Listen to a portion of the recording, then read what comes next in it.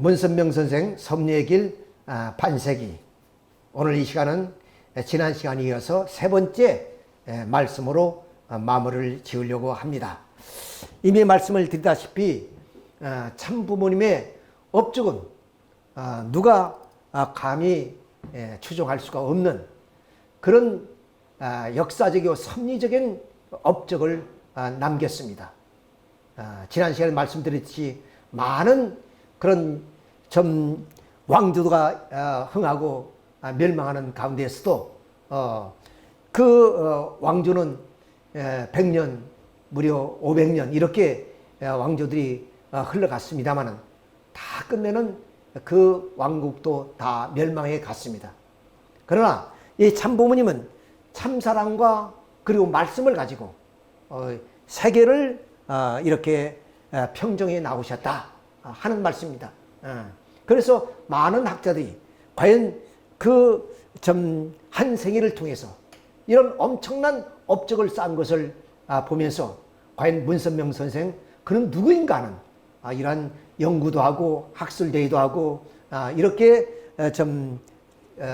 책으로도 펴서 많은 사람이 어떻게 연구 대상이 되고 있다. 이런 것은 우리가 늘 알고 있는 사실입니다. 그것은 그도 그럴 것이 어느 누구도 감히 상상할 수 없는 그런 일들을 이루어 놓으신 거예요. 아까 말씀드렸던 한 제국도 하나의 땅덩어리를 중심해서 그 땅덩어리를 넓혀가는 하나의 과정일 뿐 세계를 정복하지 못했습니다. 그러나 예수님이 그래야 했듯이 참부모님 메시아로 오셨기 때문에 세계를 사탄이가 주관하는 이 세계를 정복하여서 하나님이 왕권이 다스려지는 그런 하나의 세계를 만들기 위해서 오신 분이기 때문에 당연히 세계를 정복하는 그런 섭리를 하지 않을 수가 없었던 겁니다. 그런데 우리는 훌륭한 많은 그 성인 성자들이 있습니다. 그런 분들이 세계적으로 그분의 사상과 이념이 또 문화권이 형성될 때까지는 수백 년이 걸렸고 수천 년이 걸렸습니다. 공자님의 사상이 그랬고 석가모님의 그런 말씀이 세계로 펼칠 때도 그런 2500년의 역사가 흘렀습니다. 예수님의 그런 말씀도 2000년 역사를 통해서 세계의 서구 문화권을 이루지 않았습니까? 이런 것처럼 그런 장관 역사를 통해서 하나의 사상과 그런 문화권이 형성되는데, 그럼 우리 문선명 참부모님께서는 당신의 말씀을 통해서 당신이 당대에 이런 세계적인 섭리를 이루었다는데 참으로 놀라운 일이 알 수가 없다는 것입니다.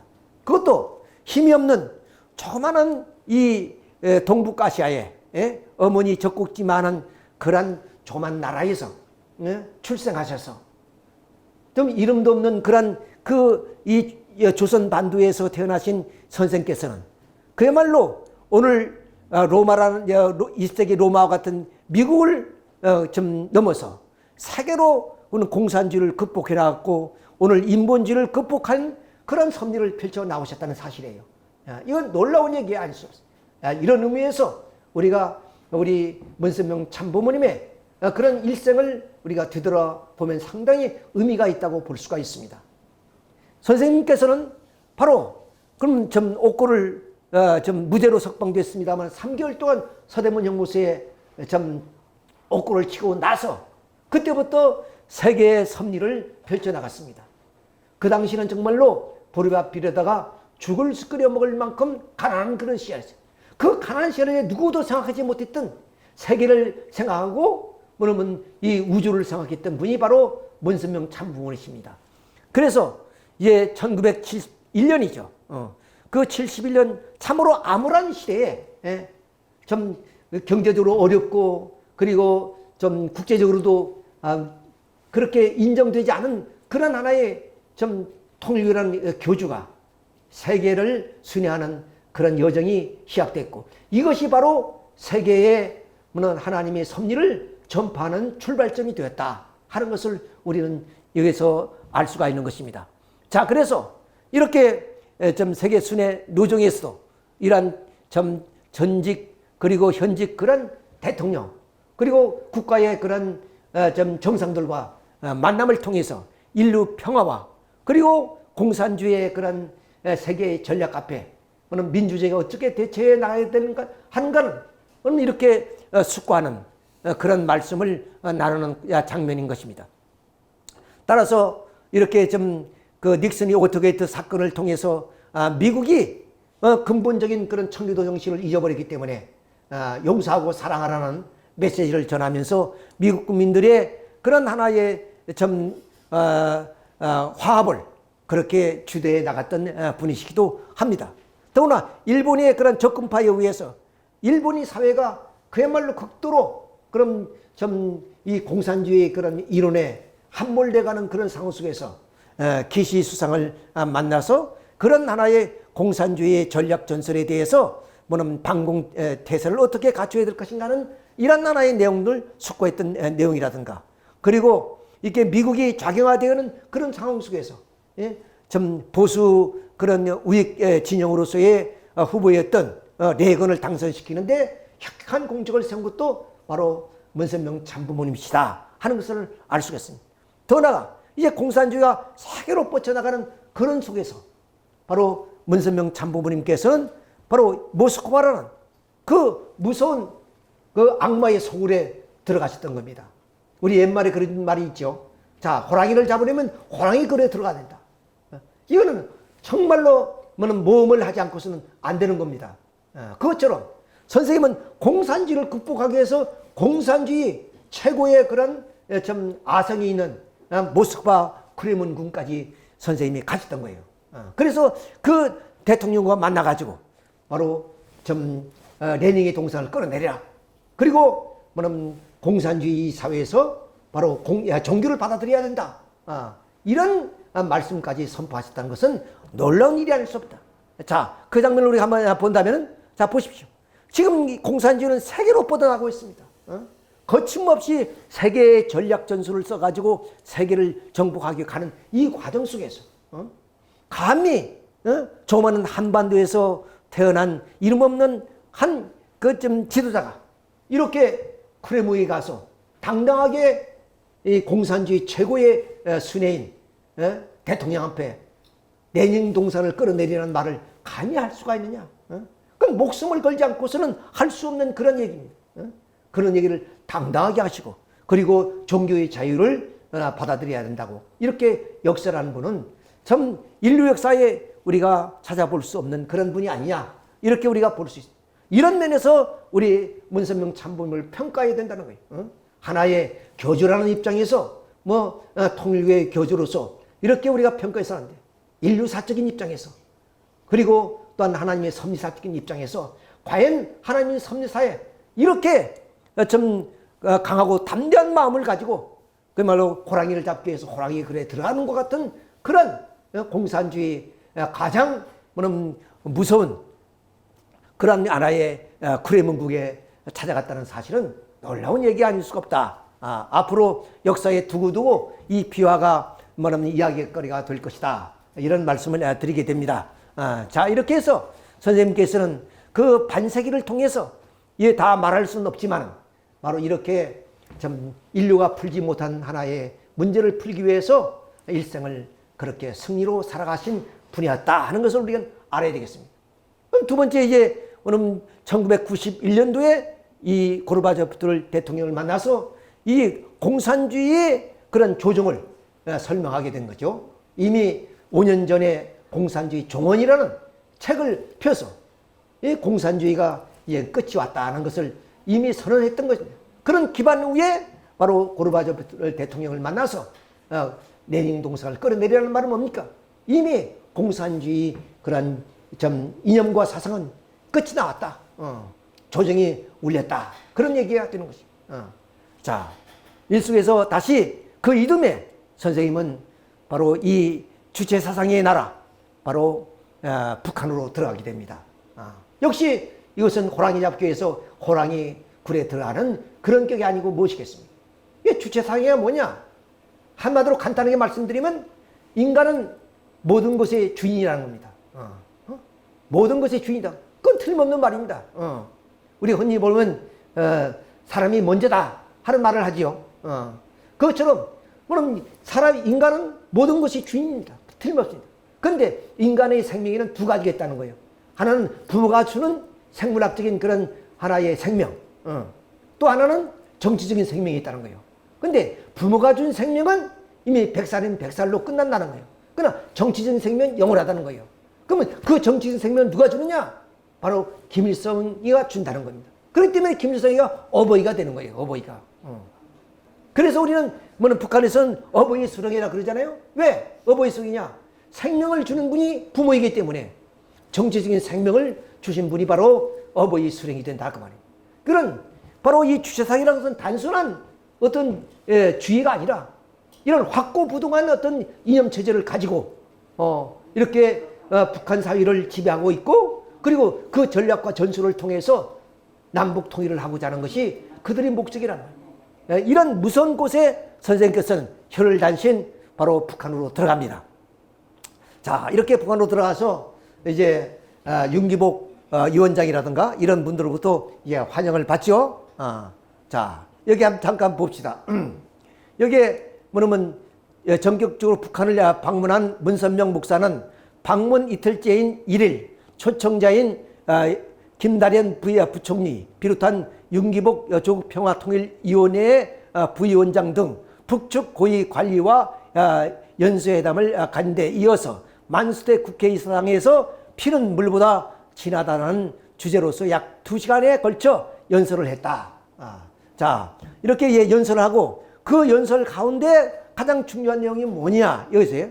문 목사의 일행은 만수대 국회의사당 특별실에서 윤기복 조국평화통일위원회 부위원장과 회담했다. 이 자리에서 윤 부위원장이 다시 한번 문 선생의 방문을 환영한다고 말한 뒤 애민, 애국과 조선 민족 제일주의를 강조하고 주체 사상을 높이 평가하자는 문 목사는 자신이 하나님의 주의와 두익 사상을 2시간 동안 창조론적 관점에서 설파, 장례를 압도했다는 것이다. 그러니까 여기 조선 민족 주체 사상을 높이 평가하자는데 그 윤기복 위원장은 생각하는데 문 목사님은 어때요? 자신이 하나님주의와 두익사상으로 2시간 동안 창조론적 입장에서 설명했다는 거예요. 그래서 그 자리를 압도했다. 그런 장면을 이제 실제 동영상으로 한번 우리가 보도록 하겠습니다.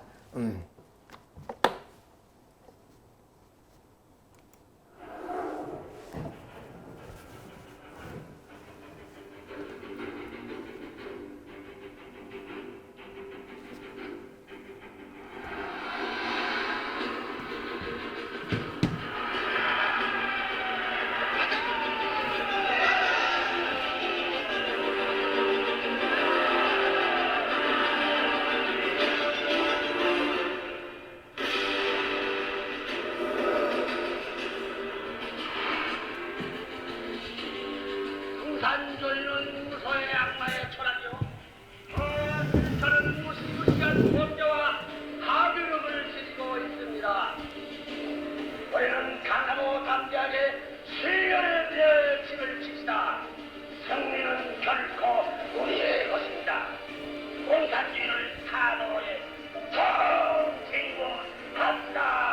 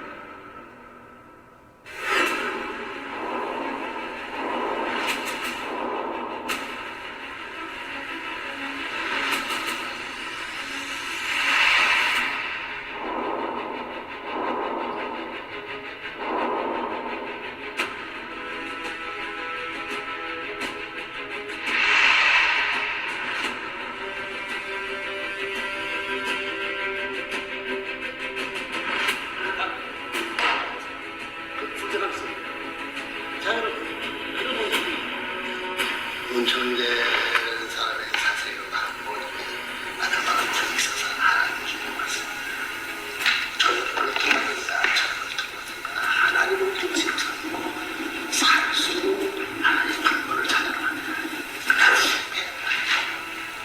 이런 실상이 현실로 있습니다. 여러분, 우리 통일 사상이다. 어떻게 통일을? 통일은 세계에서 된 것입니다.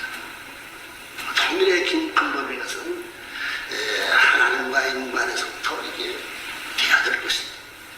피를 누구나 지나갔으니까 말이에요. 너희들 좋은 수를 찾아가라. 우리 구원해줘. 그럼 다 끝났대요. 그러게 뭐다 하니까 문제가 벌어지지. 남한도 그렇고 북한도 그렇고 말이지. 자기들 정만이 옳다고. 내가 하는데. 내가 그렇습니다. 그게 딱 우리 조선민족 제일주의 정신하고도 신통에도 비슷하다고요. 진환원이 있기 전에 제가 이제 많이 봐서 한자라네. 진환원이 있기 전에 순놈 안 남자 여자 상대를 깨는 이 진환원은 먼저 무슨이냐 나중에 갔습니다. 난 통찰이든 할수 있어. 이런 일들을 내가 볼 때 하나님 이용하니까 우리는 따라서 이런 거죠. 하나님 보지 않지. 하나님 보야 돼. 당신은 뭐 마음 있어요 없어? 있나? 마음 있어요 없어? 있지. 있는데 마음 봤어? 봤어. 또 사람 있지요 사람. 사람 봤어? 보지 못한 걸 귀한 것을 알아. 그래 나 오늘 저 문선용 선생이 그 철학이 사상이 아주 집약해서 제가 그 말씀해 주셔서 그대를 정확하게 보고를 해줘. 피는 물보다 진짜.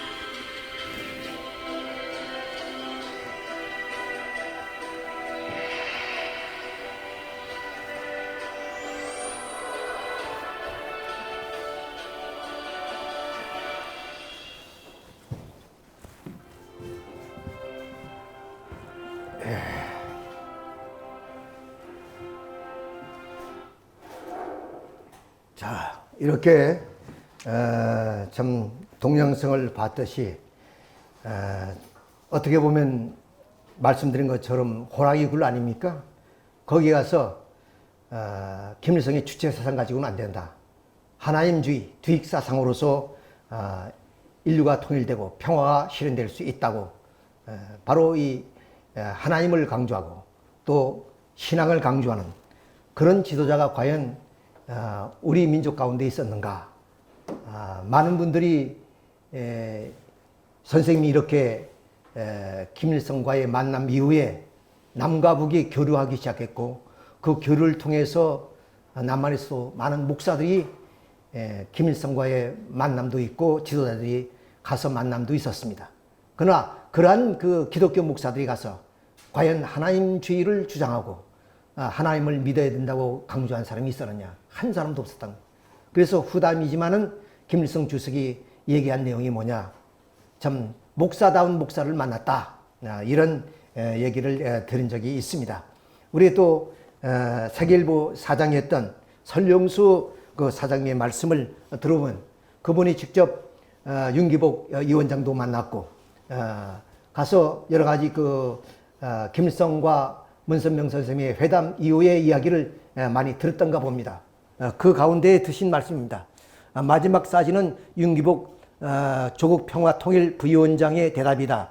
만수대 이상에서 북한 최고의 간부들 모아놓고 하나님 믿으라고 하는 것을 보면 배짱만큼은 정말 투덜한 것 같다. 이렇게 좀 이런 배짱 없이 호랑이 굴에 들어가서 호랑이를 잡을 수 있겠습니까? 그래서 좀 크레문궁에 가서 고르바초프를 만나서 레닌 동상을 끌어내리라.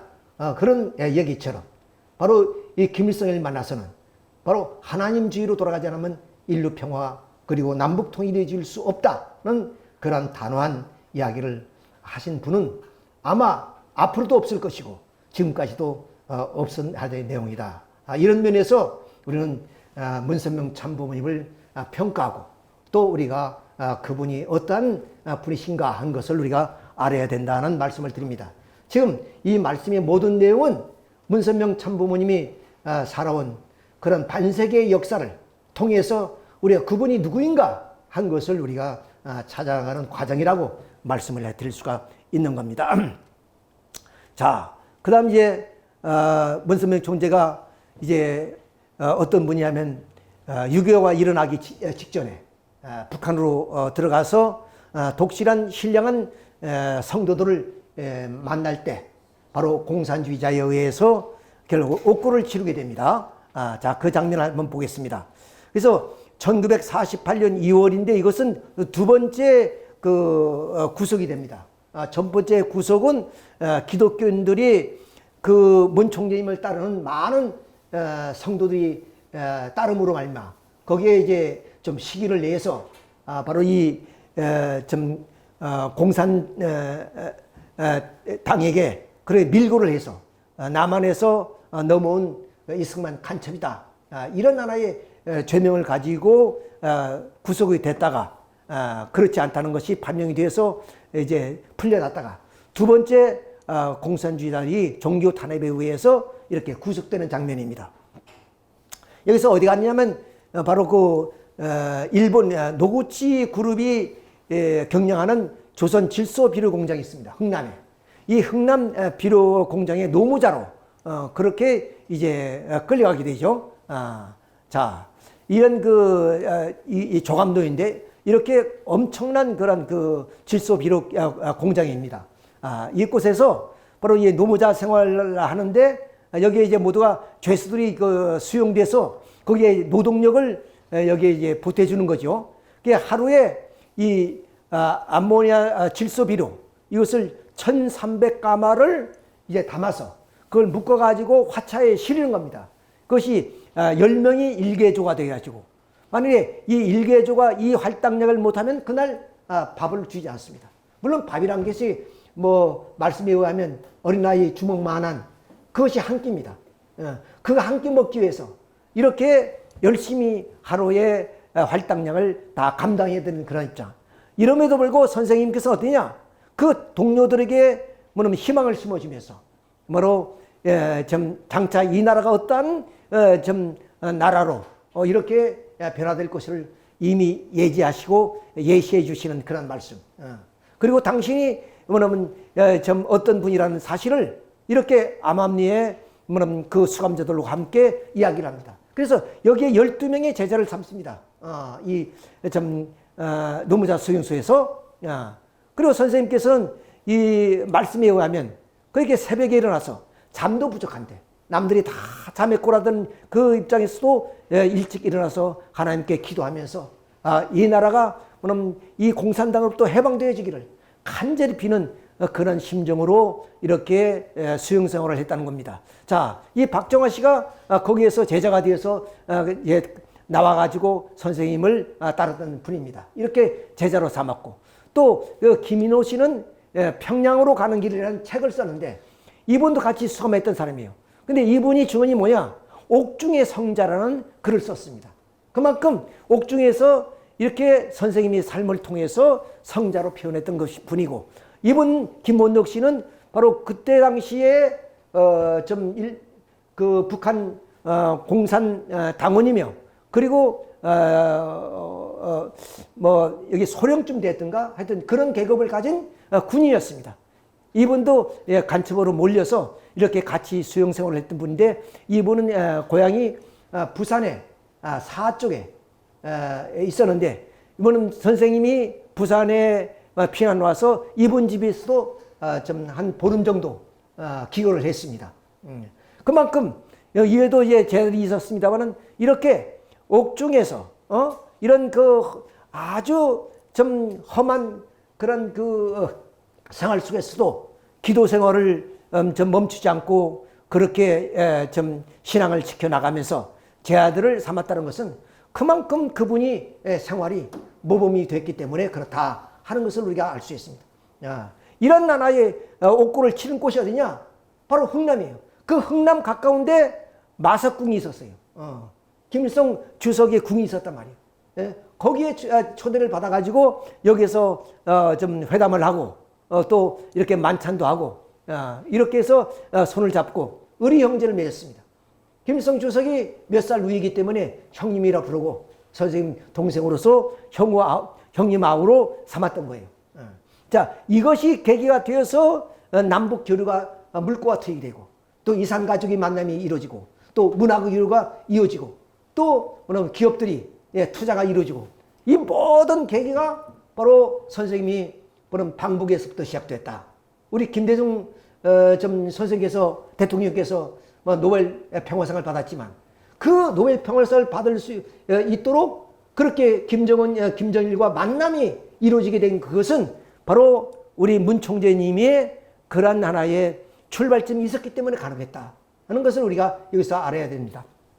자, 이렇게 해서 결국에 문 총재님과 김일성 주석 간에 합의상을 냈어요. 그것이 첫째는 한반도 통일이 1단계 인도적 사업 추진의 일환으로 1992년 이산가족 찾아주기 사업을 추진한다. 이에서 이산가족 출발이 이루어진 거예요. 누가 어느 정치인이 누가 어느 유명인사가 가서 이 물꼬를 튼 것이 아니라 선생님이 이 물꼬를 텄다 하는 것을 알아요.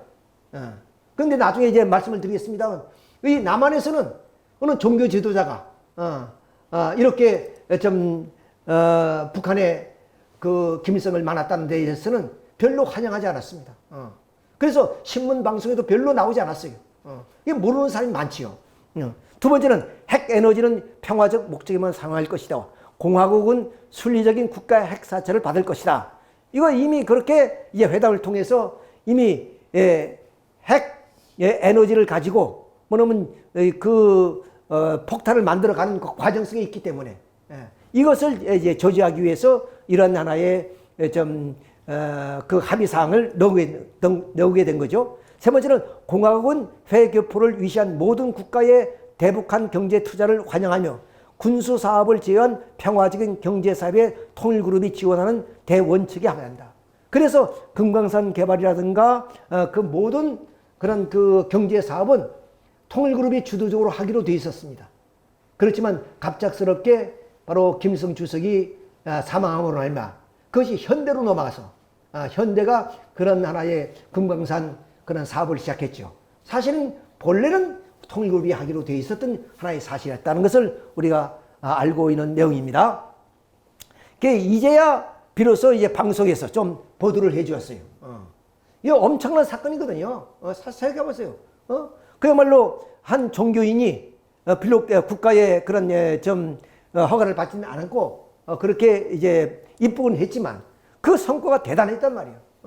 우선 경색된 남북 관계에 숨통을 트게 됐고 교류를 통해서 이산가족을 만나게 했고 더 나아가서는 문화교류를 했고 그 다음 경제 사업까지도 이렇게 펼쳐지는 과정.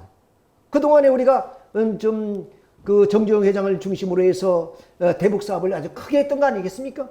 그 모든 것이 바로 그 단초가 문선명 참부모님이 방북에서부터 시작됐다 하는 사실입니다. 이런 놀라운 그런 좀 내용이지만은 바로 우리 남한 그런 그 정부에서는 신문이나 방송에 크게 보도하지 않았기 때문에 대부분의 사람들은 이런 사실을 잘 모르고 있는 상황입니다. 자, 이렇게 해서 이제 여기서 가장 또 우리가 여기에 볼 얘기는 바로 노동신문이죠. 노동신문에 실린 문선명 선생의 연설문이 있는데 거기에 하나님자가 들어간 거예요.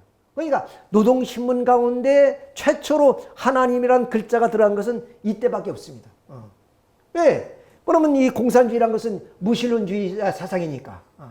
그리고 더욱이 주체사상이라는 것은 모든 정치적인 생명은 바로 김일성 주체에 의해서 어버이에서부터 주어지는 하나의 이론체계이기 때문에 하나님이라는 존재가 거기에 나올 수가 없죠. 그런데 문선명 선생님의 연설을 통해서 하나님자가 여기에 나오게 됐다.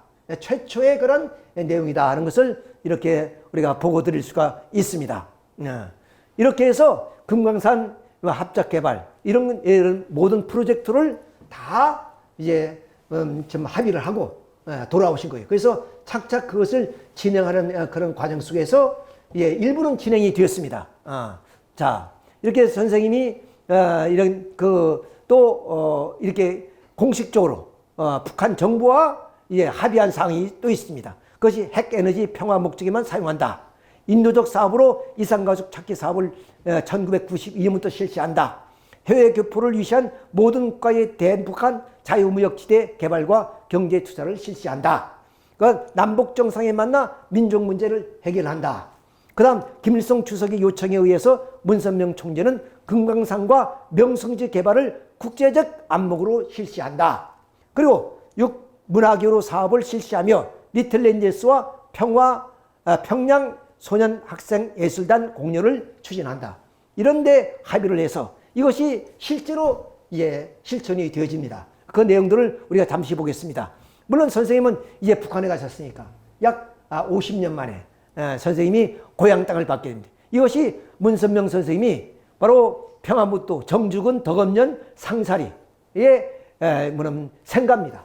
이 생가가 원래는 디귿자로 되어 있는 것인데 이 디귿자의 내용을 다 뜯어버리고 일자만 남아있죠. 여기에 마을이 있습니다. 이것이 바로 문시촌이죠. 이 마을이 아주 좋은 마을이고 이것이 이제 묘도산입니다. 이 묘도산에서 선생님은 16살 때 기도 중에서 예수님을 만났다는 그런 말씀을 우리는 알고 있습니다. 자, 여기서 이렇게 좀 형수도 살아 계셨고 부모님은 이미 돌아가셨지만 그 다음 누님과 여동생이 살아 계셨고 형님은 일찍에 다 돌아가셨지만 여기에 다 일가입니다. 조카들 그런 일가들이 만나는 하나의 장면입니다. 이렇게 그러니까 김일성 주석이 직접 헬기를 띄워서 이 고향 땅을 방문할 수 있도록 배려를 해 주셨죠. 자, 이렇게 해서 고향 친지들과 만나는 장면입니다. 그리고 이제 아까 경공업 그런 산업을 합작한다는 그런 내용들이 있는데 이것이 실제 평화자동차를 만든 겁니다. 물론 이 북한에는 이런 그 자동차를 만들 그런 그 기술이 없기 때문에 그 이태리의 피아트 회사의 부품을 좀 수입해서 여기 조립하는 그런 하나의 과정입니다. 그러니까 아주 초기 단계죠. 우리나라도 현대가 나올 때 처음부터 현대자동차가 스스로 만들어진 것이 아니라 일본에 있는 그런 자동차와 합작을 해서 부품을 들여와서 그것을 합작하는 그 조립하는 과정을 거쳐서 오늘 현대자동차가 나온 것처럼 북한도 그런 순서를 밟은 겁니다. 그것을 선생님이 해주시는 거예요. 그러니까 많은 사람들은 물론 이제 북한에게 송금도 하고 그런 일들이 있었습니다만 선생님은 현금을 절대로 주지 않았어요. 왜? 현금을 주면 그것은 무기가 될 수도 있고 또 핵폭탄을 만드는데 사용할 수도 있지 않습니까? 그러니까 모든 것은 기술을 보급해 주는 거예요. 그러니까 빵을 주는 것보다 빵을 만드는 기술을 배워줘야 되는 것처럼 이렇게 스스로 설 수 있도록 하기 위해서 좀 이 기술을 습득할 수 있도록 이렇게 그런 생산 라인을 만들어서 이렇게 자동차를 생산해요. 그 이름이 뻐꾸이니 이런 이름을 가지고 우리나라도 판매를 하려고 했습니다만은 자 이렇게 출발이 되었고 이렇게 해서 그 10만 대, 연 10만 대 생산 예정으로 이렇게 평화자동차 공장 준공식을 가졌습니다. 그러니까 많은 주민들이 참여한 가운데에서 여기에 이 아까 말씀드렸던 이 자동차는 누구예요? 바로 우리 돌아가신 대통령이 누구죠? 누구요? 얼마 스스로 목숨을 걸으신 대통령 계시잖아요. 노무현 대통령이 시승식도 했습니다. 여기에서 직접 방문해가지고 그래서 그런 하나의 자동차다 하는 것을 우리가 볼 수 있습니다. 자, 이건 평화센터라고 해서 이건 쉽게 말하면 우리 통일교회죠. 이게 평양 한가운데 통일교회라는 교회를 세웠습니다.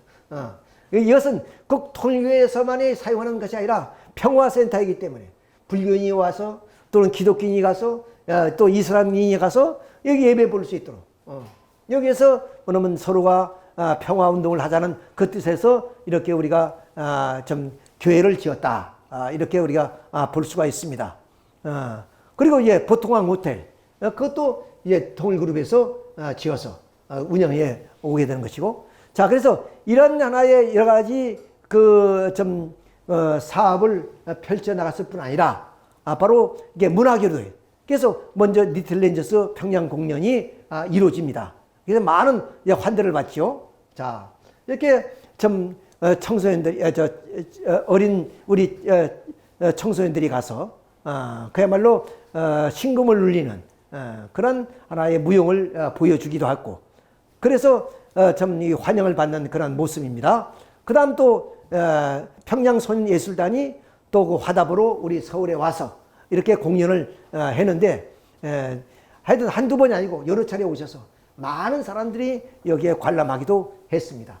참 이런 하나의 과정이 있었다는 것을 우리가 볼 수 있습니다. 그래서 6.15 정상회담 열기 직전인 2000년 5월 26일부터 예술이 전당 오페라 극장에서 한국문화재단과 평화자동차 공동주최 평양 학생소년예술단 공연이 5차례 열렸다. 78명의 대규모 경연단이 참가한 이 행사에는 1998년 리틀렌저스 평양 공연의 답방 형식으로 진행되어 남한 측에서 매일 2200명의 관객이 참가했으며 이것을 관람했다는 그런 얘기입니다.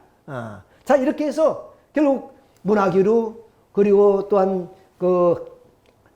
서로 사업을 합작하고 또 교류하는 그런 과정 이런 또 정상들이 만남이 이렇게 해서 이루어지게 됐다 하는 것을 우리가 아셔야 됩니다.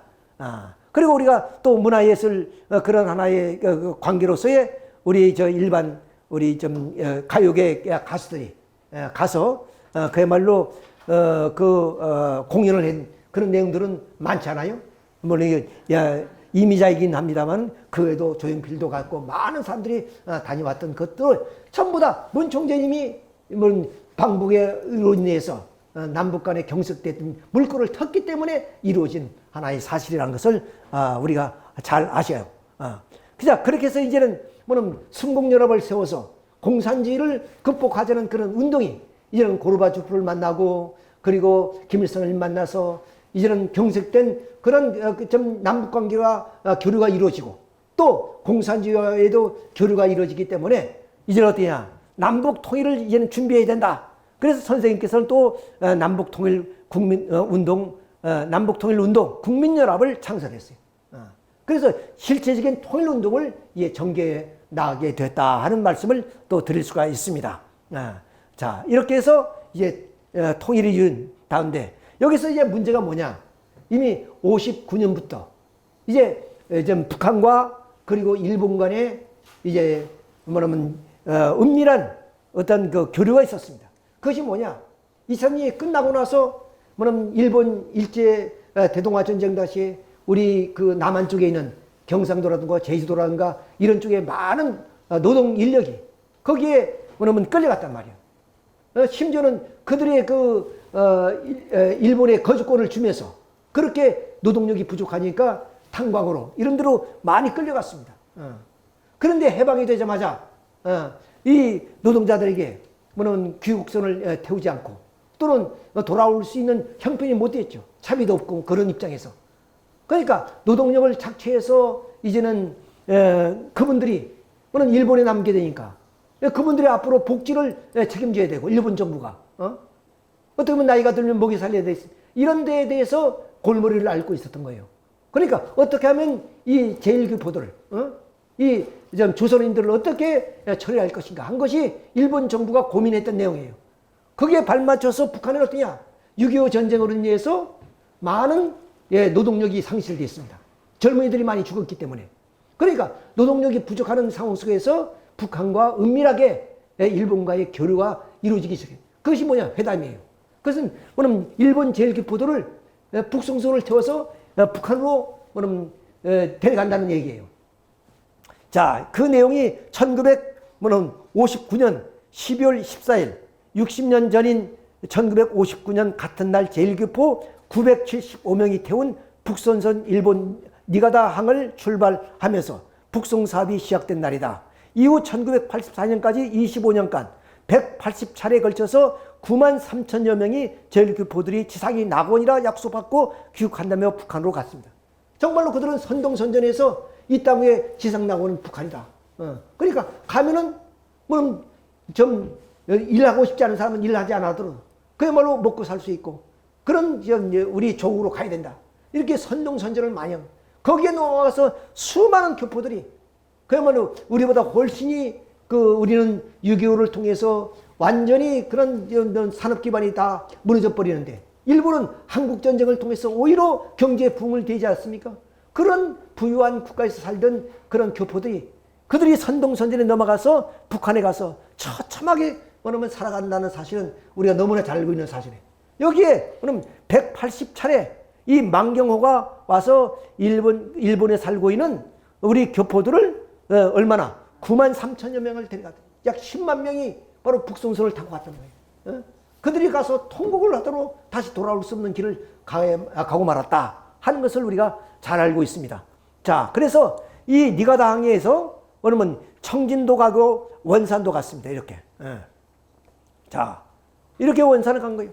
가보니까 허벌판이고 그리고 이 당시 그때 당시만 해도 전쟁이 끝난 상황이기 때문에 피폐한 그런 산업 기반도 없고 그렇게 피폐한 곳에서 가서 그야말로 좀 굶으면서 그 교포들이 일생을 살았지 않나 그런 생각을 네, 그렇게 해서 84년까지 이렇게 800여 회나 그렇게 왕래했다 하는 것은 참 비극적인 사건이죠. 여기에 우리 남한에서는 결사 반대 운동을 일으켰죠. 자, 그 내용들이 있습니다. 제1교포 북송 절대 반대. 그렇지만 이때 당시에 북한과의 교류가 일본과의 교류가 되어 있지 않은 그런 상황이었고 그러잖아요. 그런 상황 속에서 어쩔 수 없었어요. 그러니까 국내에는 그야말로 울분을 터뜨리고 있지만 이것을 막을 수 있는 길은 없었어요. 실제적으로. 자, 이렇게 해가지고 일본은 이렇게 조선인 강제 노동자를 데려와 가지고 노동을 시켜놓고 그것을 책임지지 않고 이들에게 앞으로에게 복지란 문제를 놓고 고민하고 있을 때 북한에서는 그들은 노동 인력이 부족하기 때문에 그들을 데려가겠다니까 얼마나 다행스럽겠어요. 그래서 일본 정부와 북한이 이런 합의하에서 이루어진 그래서 약 10만여 명이 가까운 그런 북송선을 타고 북한에 들어가서 지옥과 같은 곳에서 아마 일생을 마치지 않았나 이렇게 우리가 볼 수가 있습니다. 자, 이래서 우리나라에서는 이런 엄청난 대회들을 통해서 반대를 했지만 그건 메아리일 뿐 그것을 실제로 막을 수는 없었다 하는 사실입니다. 자, 이런 가운데 선생님께서는 이 국제성공연합을 통해서 이 북선선을 막아야 되고, 그리고 이 일본에 있는 교포들에게 바른 사상을 세워서 그야말로 좀 그들에게 조국이 어떤 조국이라는 것을 보여줘야 되겠다. 이런 입장에서 오늘 일본 국제성공연합과 함께 일본에 있는 많은 교포들, 청년들 약 1000여 명을 미국으로 데려가서 마침 모스크바 고르바초프와 회담한 이후에 그 모스크바의 청년들 3000명을 미국에 데려가서 교육시켰다 그랬죠. 그것처럼 일본에 있는 우리 교포 2세, 3세들을 바로 미국으로 좀 데리고 가서, 그리고 이런 통일 교육과 조국 교육을 시켰던 거예요. 그런 교육을 시키고 돌아올 때 바로 어디냐? 선생님께서 이렇게 좀 국제적인 대회를 했죠. 우리나라 여의도에서 이렇게 국세계 대회까지도 했습니다. 이렇게 활발하게 승공운동을 전개해 나갔던 그런 하나의 기대 위해서 이렇게 일본에 있는 제1교포 2세, 3세들을 바로 미국으로 데려가서 1000여 명을 교육을 시킵니다. 이게 교육을 시켜서 돌아오는 과정 속에 하와이를 들리게 돼요. 그 하와이에서 이 교포들에게 제의를 합니다. 너희들이 조국 가고 싶지 않느냐? 우리가 너희들을 안전하게 조국으로 데려다가 조국의 발전상을 보여주겠다. 대개 일본에 가 있는 교포들은 남쪽에 있는 사람들, 예를 들어서 제주도라든가 남쪽에 있는 경상도 사람들 많이 탕방으로 끌려갔습니다. 그런 후예들이기 때문에 실제 고향이라는 것은 북한이 아니에요. 그러니까 북송선을 탈 이유가 없어요. 그러나 선동선제는 넘어서 북송선을 탔단 말이에요. 지금 타지 않은 사람들, 더구나 2세, 3세들, 조국도 모르고 이런 사람들에게 그럼 조국에 대한 교육을 시키고 그래 돌아갈 때 하와이에 좀 기착을 해서 하와이에서 조국을 가보지 않겠느냐. 그때 당시 우리는 박정희 대통령이 유신 정권이기 때문에 강력한 정권 하에서 그야말로 좀 우리 좀 대북 관계가 아주 강력하게 경색되어 있는 그런 상황 아니겠습니까? 그러니까 이 사람들이 주저하는 거예요. 가면은 혹시 잡혀서 죽지는 않아. 그런 하나의 염려와 걱정하기 때문에 올 수가 없는 거죠. 그때 우리 여기에 이제 이런 그 성묘단에 가게 된 동기를 지금 말씀드리는 거예요. 이렇게 왜 추석 성묘단 일본에 있는 조청역에 있는 그런 교포들이 우리 한국으로 올 수 있었느냐 하는 그 계기를 지금 말씀을 드리는 건데, 여기에 이제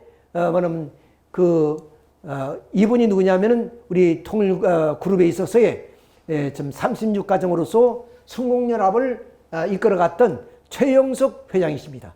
이 최영석 회장님이 그 일본 2세, 3세 교포들을 데리고 미국에 가서 교육을 시키고 돌아오는 과정 속에 하와이에서 이제 이분이 그들에게 조국을 방문할 것을 건의하게 되는 거죠. 그때 이 사람들이 가게 되면 바로 이 국정원에 끌려가서 고문을 당하고 죽을 것이 아니냐, 그런 염려가 앞서죠. 왜? 한국에 와본 적이 없기 때문에. 그때 이 최영석 회장님이 내 가족을 인질로 삼으라. 일본에 있으니까. 일본에 내 가족이 있는데 내 가족을 인질로 삼고 너희들이 만약 그런 경우에 있으면 내 가족을 위협해서 좋다. 그래가지고 자기 가족을 인질로 삼아놓고 이 사람들을 몰래 청와대와 연락을 해가지고 한국에 들어왔던 거예요. 그러니까 한국에 들어와서 산업기반도 보게 되고 또 38선에 가서 38선의 그런 경제 상황도 보게 되고, 그러므로 해서 그들이 마음이 이제는 돌아오기 시작한 겁니다. 자, 그 내용이 바로 그거예요. 성공연합을 창설하신 문선명 선생이시다. 선생께서는 최영석 회장을 일본에 파견, 그런 일본 국제성공연합의 조직을 강화하고 교포 사회를 대상으로 일본 전역에 128개 시를 1년여에 걸쳐 순회하면서 민족교육과 성경교육을 강화했다. 그런 어려운 상황 속에서 오히려 조총련계 인사들과 반한 청년 대표들에게 한 가지 제안을 하게 된다. 그는 이들을 한국으로 데리고 와 민족교육과 순교교육을 시키기에 앞서 미국 연수를 제의했다. 여기서 이 제의를 받고 천여 명이 갔다 오다가 아까 말씀드린 하와이에서 제의를 받고 결국에 한국을 방문하게 됩니다. 이때부터 결국 우리 조총련계 일본 교포들이 추석 모국 방문이란 그런 나라의 명분으로 이제 우리 조국을 찾아오게 되는 것이 그것이 이제 아까 잘못됐습니다만은 이 사진입니다. 이렇게 해서 방문하게 됐다. 그냥 많은 사람들이 이걸 모르죠. 그냥 국가에서 또는 어떤 단체에서 이렇게 주선돼서 이루어진 것을 알지만 본래 문선명 참부모님이 이러한 제안을 통해서 이루어지게 됐다. 그 과정이 얼마나 어렵겠어요. 전혀 대한민국을 알지도 못하고 그리고 공산주의에 추종하는 그런 조총련계 2세 3세들이 자기 조국이라고 발을 디뎌본 적도 없는 곳에 와서 혹시 안개부에 끌려가서 고문을 당하고 죽을지 않을까 그런 하나의 걱정 속에서 그들을 설득해서 데려올 때까지는 굉장한 어려움이 있었다. 그것을 다 극복하고 이것이 실현됐다는 것을 우리가 아셔야 됩니다. 이렇게 해서 그 조총련계 제1교포들이 조국 방문을 이루어지게 된 이유가 여기에 있고 여기서부터 활발하게 이한 교포들이 자기의 조국을 마음대로 찾을 수 있게 됐다는 것을 우리는 이제 여기서 알 수가 있는 내용이죠. 자, 그 다음은 이제 리틀 렌저스죠. 순서는 많이 다릅니다. 리틀 렌저스가 벌써 1960년대부터 선생님께서 가난한 그 시절에 청파동 원본부교회에서 이렇게 몇몇의 그런 어린애들을 모아놓고 북장구를 치면서 교육을 시킨 것이 리틀 렌저스의 출발입니다.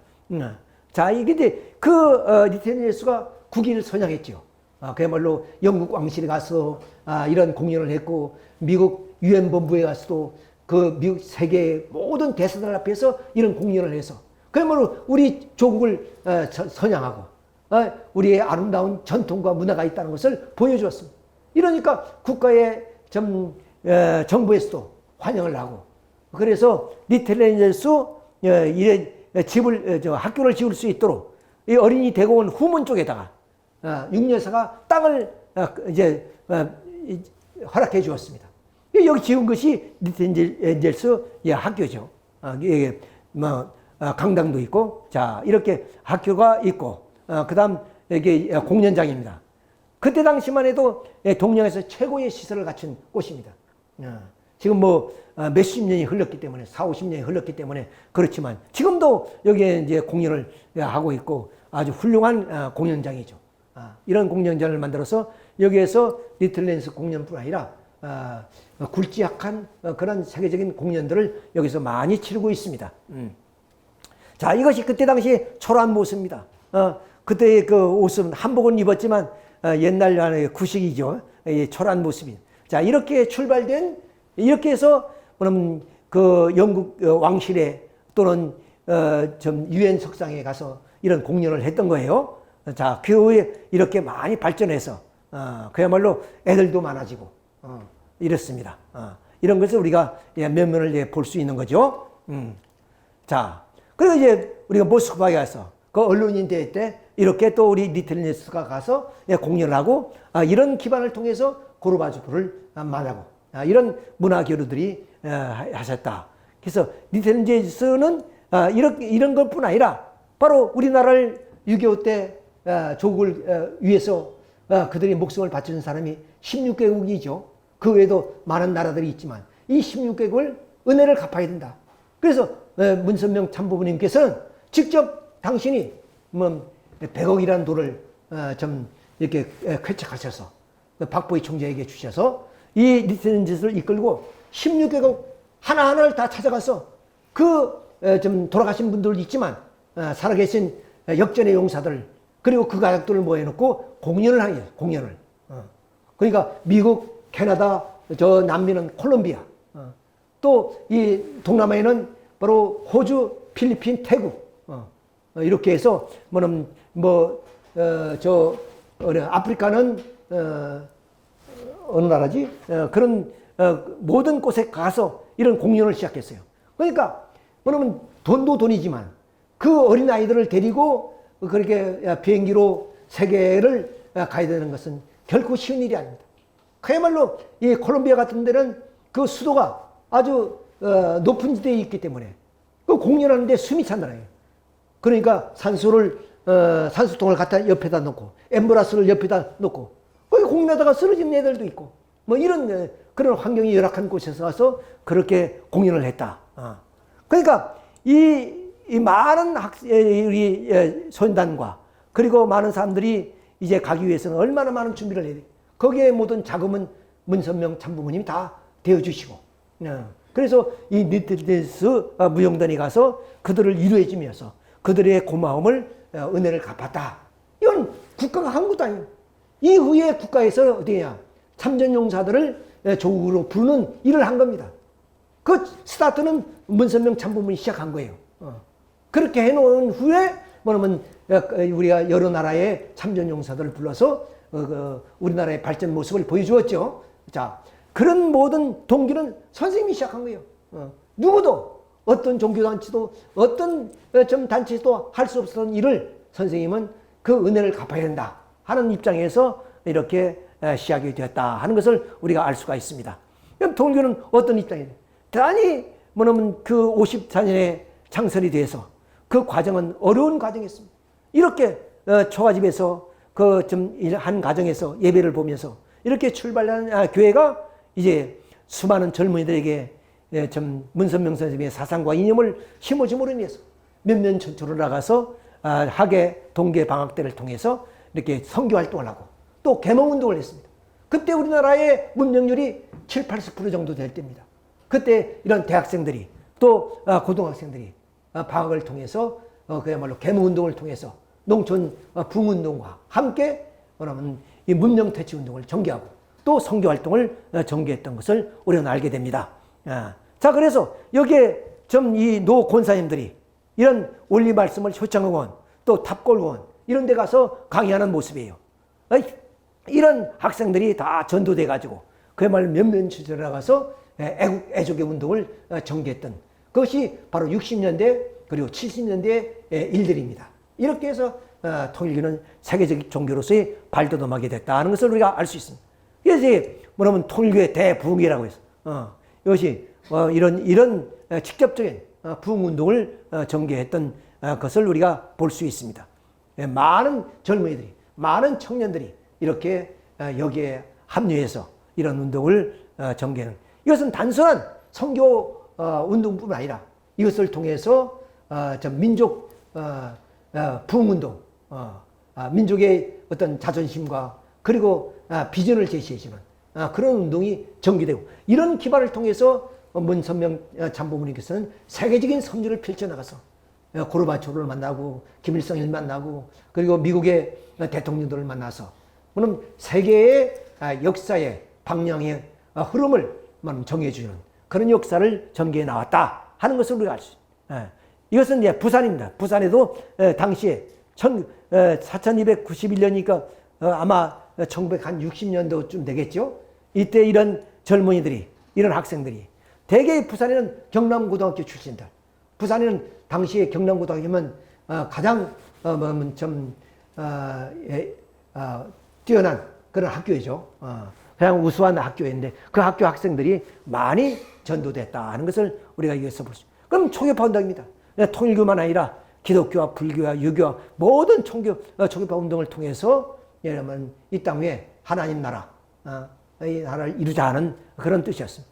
그래서 선생님께서는 뭐 이렇게 좀 이슬람의 지도자 또 인도 힌두교의 지도자 이런 지도자를 만남을 가졌고 이런 축복 그런 운동은 단순히 뭐 이게 좀 축복 결혼 그런 행사뿐만 아니라 그것이 초종교 초교파 운동이고 초민족 운동입니다. 그렇잖아요. 전혀 다른 그런 피부색이 다른 좀 백인과 흑인의 만남 그리고 민족과 다른 그런 사람들이 부부 인연을 맺어서 가정을 이루는 것은 결국 평화 운동의 첫걸음이 되는 거예요. 이런 나라의 실제적인 평화 운동을 전개해 나왔다 하는 것도 우리가 알려요. 그다음 지금은 여성 시대라 그러죠. 이미 선생님은 1970년대부터 여성시대가 출발이 됐다. 이렇게 해서 한학자 우리 좀 여사를 중심으로 해서 이렇게 운동을 전개시켰죠. 그것을 우리는 WFWP 운동이라고 그럽니다. 이때 여기 부시, 아버지 부시입니다. 아버지 부시.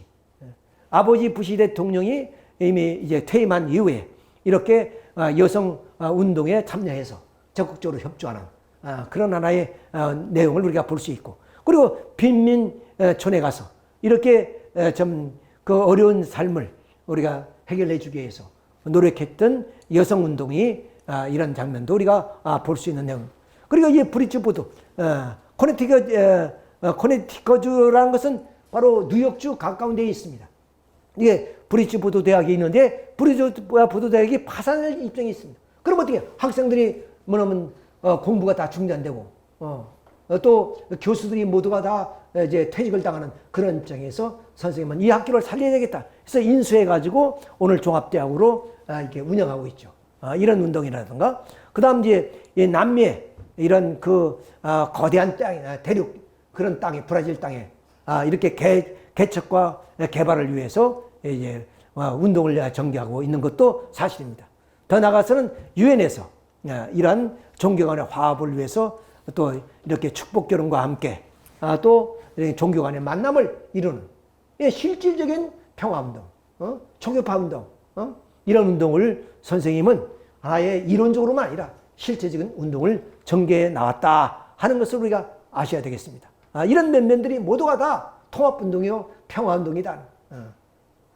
지금까지 많은 종교들이 평화운동이라고 통합운동을 일으켜왔지만 그것은 하나의 이론에 불과했건 실질적인 이런 하나의 운동을 우리 통일그룹은 진행해 왔다는 것을 우리가 알 수 있습니다. 더구나 제일 문제가 뭡니까?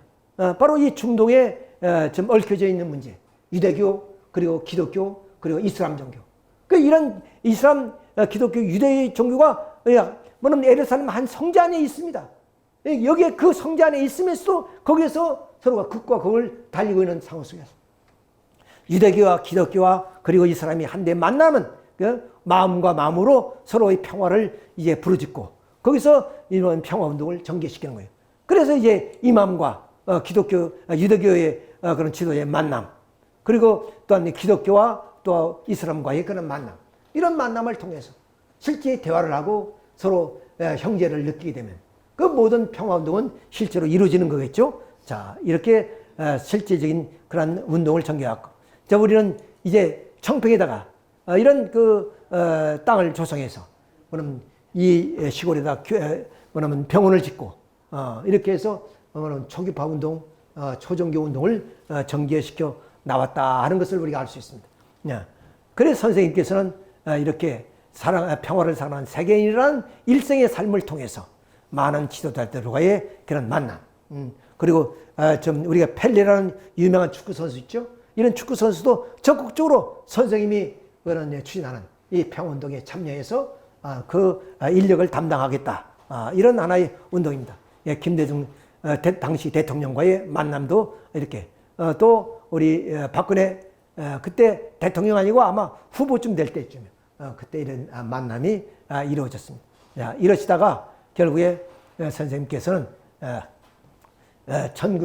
2012년에 바로 성화를 하셨습니다.